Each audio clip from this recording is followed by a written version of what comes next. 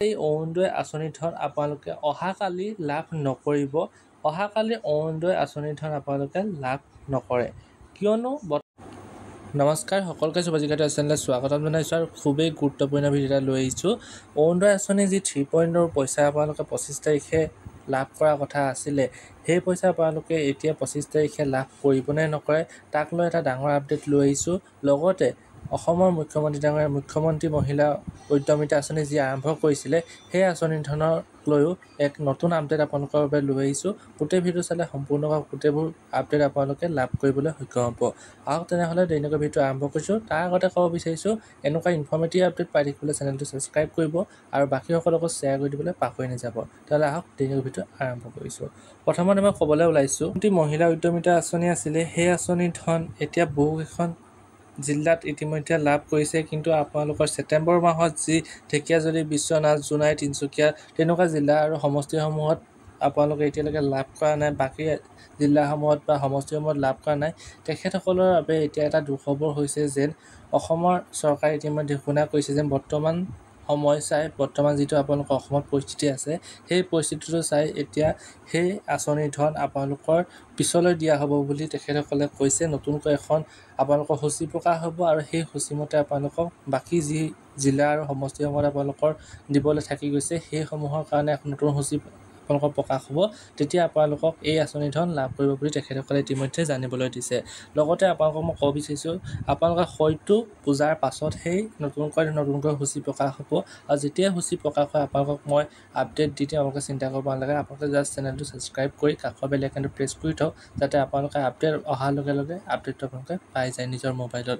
আপোনালোকক ক'বলৈ পাই এটা কথা ক'ব বিচাৰিছোঁ, যিসকলৰ যদি কাৰোবাৰ বেংকৰ সমস্যা হৈ আছিলে, আপোনালোকৰ KYC লাগি আছিলে, তেখেতসকলৰ বাবে এক প্ৰকাৰ সুবিধাও আহিছে, যিহেতু আপোনালোকে আপডেট কৰি ৰাখিব পাৰে। তেতিয়া আপোনালোকৰ একাউণ্টত কোনো সমস্যা নোহোৱাকৈ আপোনালোকৰ একাউণ্টত এই ধন পিছত সোমাই যাব।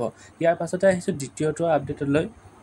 দ্বিতীয়টো আপডেট আহিছে অৰুণোদয় আঁচনি 3.0 লৈ, যিটো 17 ছেপ্টেম্বৰ 2025 পৰিৱৰ্তে 25 ছেপ্টেম্বৰ 2025 তাৰিখে দিয়া হ'ব বুলি কৈছিলে, য'ত কেন্দ্ৰীয় শুভাৰম্ভী অনুষ্ঠানত মুখ্য অতিথি হিচাপে ডক্টৰ হিমন্ত বিশ্ব শৰ্মা অসমৰ মুখ্যমন্ত্ৰী, লগতে ৰাতিপুৱা 10:30 বজাত গুৱাহাটী খানাপাৰাত এই অনুষ্ঠান আৰম্ভ হ'ব বুলি কৈছিলে। এই আঁচনিৰ জৰিয়তে 38 লাখ পৰিয়াল অন্তৰ্ভুক্ত কৰা হ'ব বুলি তেখেতে কৈছিলে আৰু প্ৰতিজন হিতাধিকাৰী প্ৰত্যক্ষভাৱে 1250 টকাকৈ লাভ কৰিব বুলি এই আঁচনিৰ দ্বাৰা কোৱা হৈছিলে। কিন্তু এতিয়া অহা আপডেট অনুযায়ী আপোনালোকৰ এই অৰুণোদয় আঁচনি ধন আপোনালোকে অহাকালি লাভ নকৰিব। অহাকালি অৰুণোদয় আঁচনি ধন আপোনালোকে লাভ নকৰে, কিয়নো বৰ্তমান অসমৰ পৰিস্থিতি চাই পেলাই এই আঁচনি ধন অনাগত দিনলৈ আগবঢ়োৱা হৈছে। যেতিয়া আপোনালোকৰ নতুন সূচী বা নতুন তাৰিখ ধাৰ্য কৰা হ'ব, তেতিয়া আপোনালোকক মই ভিডিঅ'ৰ যোগেদি আপোনালোকক অৱগত কৰি দিম। আপোনালোকে চিন্তা কৰিব নালাগে, জাষ্ট আপোনালোকে চেনেলটো ছাবস্ক্ৰাইব কৰি কাষৰ বেল আইকনটো প্ৰেছ কৰি থ'ব, যাতে আপোনালোকে আপডেটটো সময়মতে পায়। অৰুণোদয় আঁচনি যি আপোনালোকৰ নতুন তাৰিখ ধাৰ্য কৰিব, তেতিয়া এখন অনুষ্ঠানৰ আয়োজন কৰিব আৰু অনুষ্ঠানৰ আয়োজন কৰাৰ দিনাখনেই আপোনালোকৰ একাউণ্টত অৰুণোদয় আঁচনি ধন সোমাই যাব।